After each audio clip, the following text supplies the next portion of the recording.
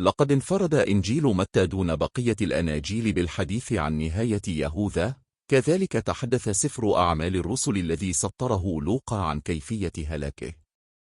يقول متى: حينئذ لما رأى يهوذا الذي أسلمه أنه قد دين، ندم ورد 30 من الفضة إلى رؤساء الكهنة والشيوخ قائلا: قد أخطأت لأني سلمت دما بريئا. فقالوا: ماذا علينا؟ أنت أبصر. فطرح الفضة في الهيكل وانصرف، ثم مضى وخنق نفسه. فأخذ رؤساء الكهنة الفضة وقالوا: لا يحل أن نلقيها في الخزانة لأنها ثمن دم، فتشاوروا واشتروا بها حقل الفخار مقبرة للغرباء. لهذا سمي هذا الحقل بحقل الدم إلى هذا اليوم. حينئذ قال برميا النبي: وأخذوا 30 من الفضة ثمن الذي ثمنوه من بني إسرائيل، وأعطوها عن حقل الفخار كما أمرني الرب. ويقول جون فانتون: إن متى يستخدم الفترة ما بين قرار السهندرين والمحاكمة أمام بيلاطس في إخبار قرائه عن نهاية يهوذا. وعند هذه النقطة نجد أن متى لا يتبع مرقس الذي لم يورد أي ذكر ليهوذا بعد القبض على يسوع. ويذكر متى أن يهوذا غير رأيه بعد أن رأى يسوع قد دين، فأرجع النقود إلى أعضاء السهندرين واعترف لهم بجرمه، ثم يضع النقود في خزينة الهيكل ويمضي ليخنق نفسه.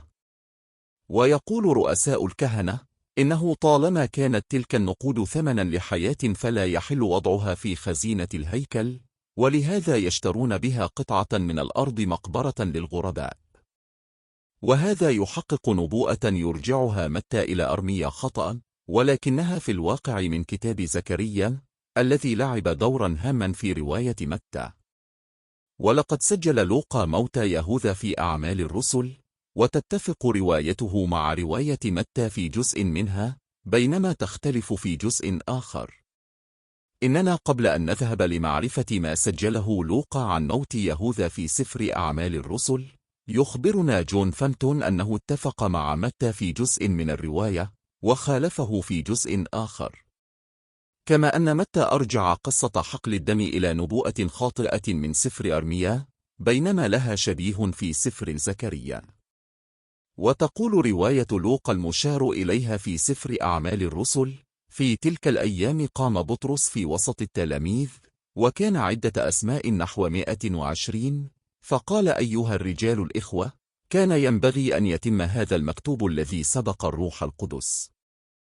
إن هذا اقتنى حقلا من أجرة الظلم، وإذ سقط على وجهه انشق من الوسط فانسكبت أحشاؤه، وصار ذلك معلوما عند جميع سكان أورشليم، حتى دعي ذلك الحقل حقل دم، لأنه مكتوب في سفر المزامير: لتصر داره خرابا ولا يكن فيها ساكن.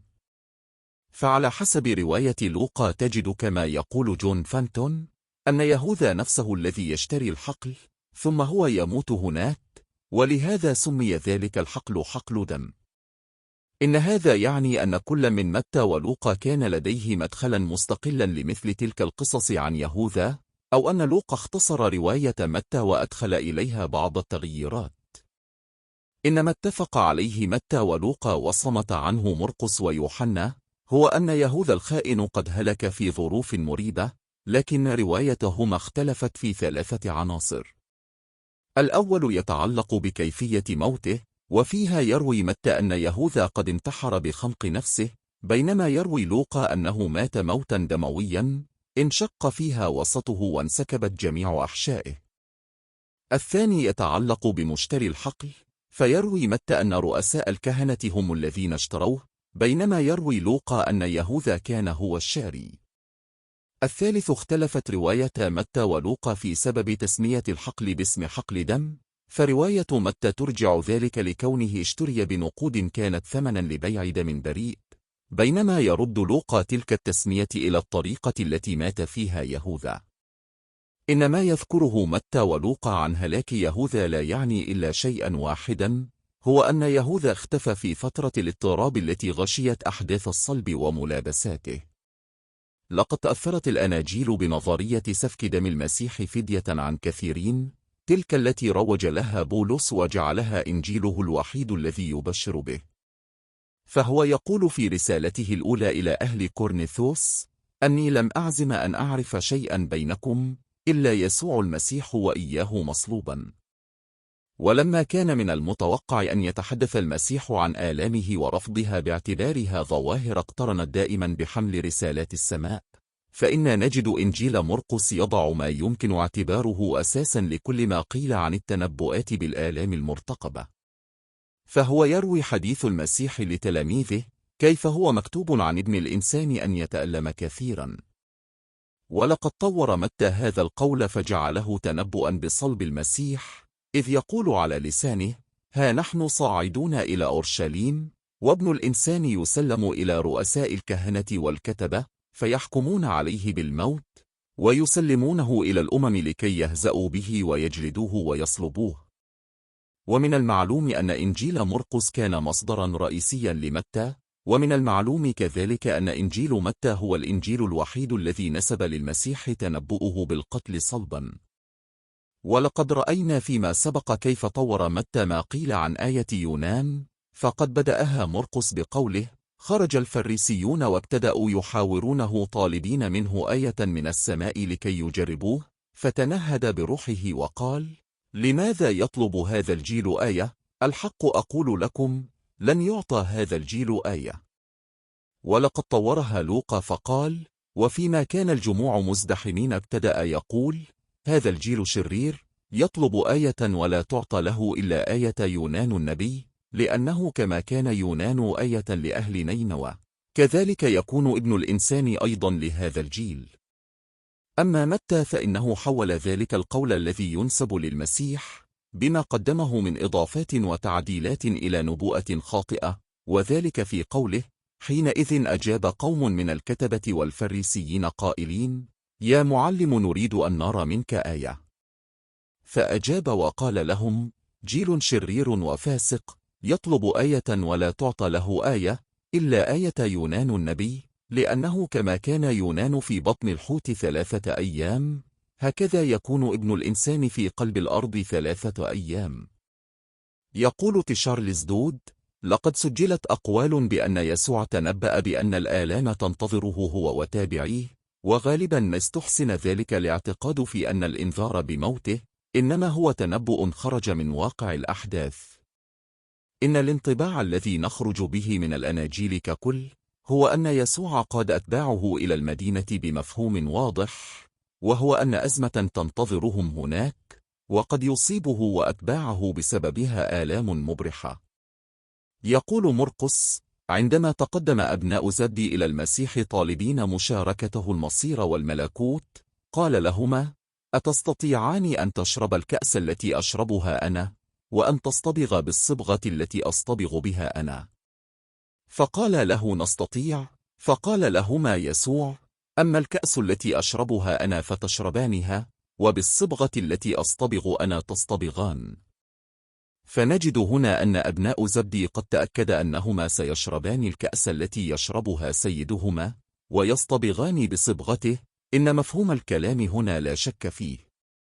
وبالنسبة للتنبؤ بمشاركة الأخوين زبدي لسيدهما مصيره، فإنها تعتبر واحدة من التنبؤات التي لم تتحقق بمعناها الطبيعي. وبما أن الصليب كان هو الوسيلة الوحيدة المألوفة للإعدام تحت حكم الرومان، فإن ما توحي به تلك الفقرة هو أنه أراد تهيئتهم لا من أجل المعاناة فقط، بل من أجل الموت. وما من شك في أنه يمكن قبول الرأي الذي يقول بأن التنبؤات التي نجدها في الأناجيل ليست أكثر من انعكاس لتجارب الكنيسة الأولى التي تكونت فيها التعاليم المسيحية. ومن المؤكد أن بعضا من هذه التنبؤات على الأقل قد كونتها تلك التجارب. وفضلا عن ذلك، تظهر بعض الآثار لتنبؤات نسبت ليسوع ولم تتحقق منذ أن بدأ المسيح دعوته حتى آخر يوم. فنجد الأناجيل تذكرنا بين الحين والحين برفضه فكرة قتله واستنكارها تماما، ثم هو قد عمل كثيرا لإحباط جميع المحاولات التي رآها تبذل من اليهود لقتله. يقول إنجيل يوحنا: أجابهم يسوع وقال: تعليمي ليس لي، بل للذي أرسلني، لماذا تطلبون أن تقتلوني؟ لكنكم الآن تطلبون أن تقتلوني، وأنا إنسان قد حدثكم الحق الذي سمعه من الرب. لو كان المسيح يعلم أنهم سيقبضون عليه في يوم معين، فلما إذن تلك الاحتياطات؟ يقول إنجيل يوحنا: كان يسوع يتردد بعد هذا في الجليل، لأنه لم يرد أن يتردد في اليهود، لأن اليهود كانوا يطلبون أن يقتلوه، فمن ذلك اليوم تشاوروا ليقتلوه. فلم يكن يسوع أيضا يمشي بين اليهود علانية، بل مضى من هناك إلى الكورة القريبة من البرية. حدث ذات مرة في إحدى محاولات القبض عليه أن أرسل الفريسيون ورؤساء الكهنة خداما ليمسكوه، فقال لهم يسوع: أنا معكم زمانا يسيرا بعد، ثم أمضي للذي أرسلني. ستطلبني ولا تجدونني، حيث أكون أنا لا تقدرون أنتم أن تأتوا. لا نظن أحدا يشك في وضوح هذا القول، الذي يعني أن اليهود حين يطلبون المسيح لقتله فلن يجدوه، لأنه سيمضي للذي أرسله، أي سيرفعه الرب إليه.